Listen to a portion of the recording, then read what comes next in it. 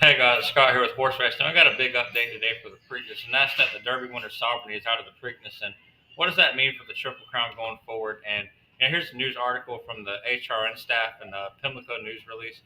We received a call today that trainer Bill Mott that Sovereignty will not be competing in the Preakness.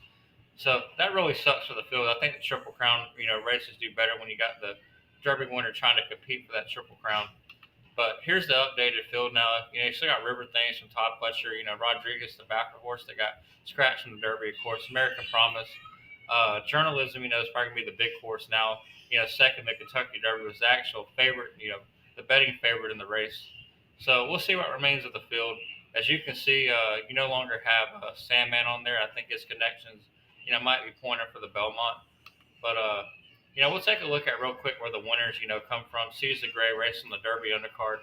National Treasure, Santa Anita Derby, early voting, Wood Memorial. Ron Bauer Bluegrass at Keeneland, Laurel Will, last race in Derby. So the last few years, either the horses have raced in the Derby or racing that last 100-point prep race, going back to it.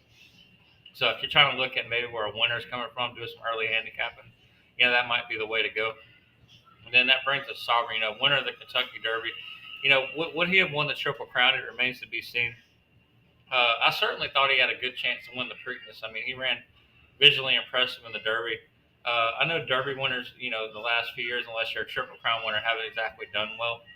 So that remains to be seen. Do y'all think it's bad for the sport to have Derby winners missing the Triple Crown?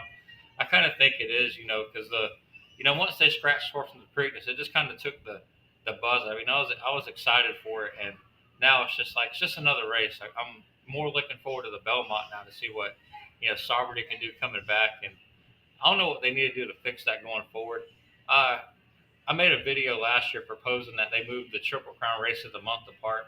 And I think sometime, in the next 10 to 15 years, you're going to see a big change. I feel like you're almost going to have to, or the Derby probably will never suffer, but I can see the Preakness, really suffering.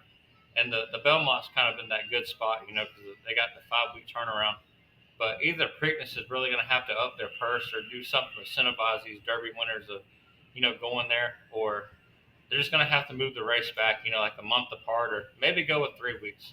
I mean, I know it'll take away from the traditional role of the Triple Crown, the 2 week turnaround, the 3 week turnaround, but obviously it's a different time. Now things are changing, and you can't have trainers every year scratching their Derby winner out of the Preakness. It's just going to make that race lose its luster. So something's going to have to be done, and I'm curious to see down the road, what has to be done. And I'd like to hear your comments below about how you would change the setup of the Triple Crown, or if you think this is just a temporary blip in the radar. But thank y'all for watching. There'll be plenty more videos to come.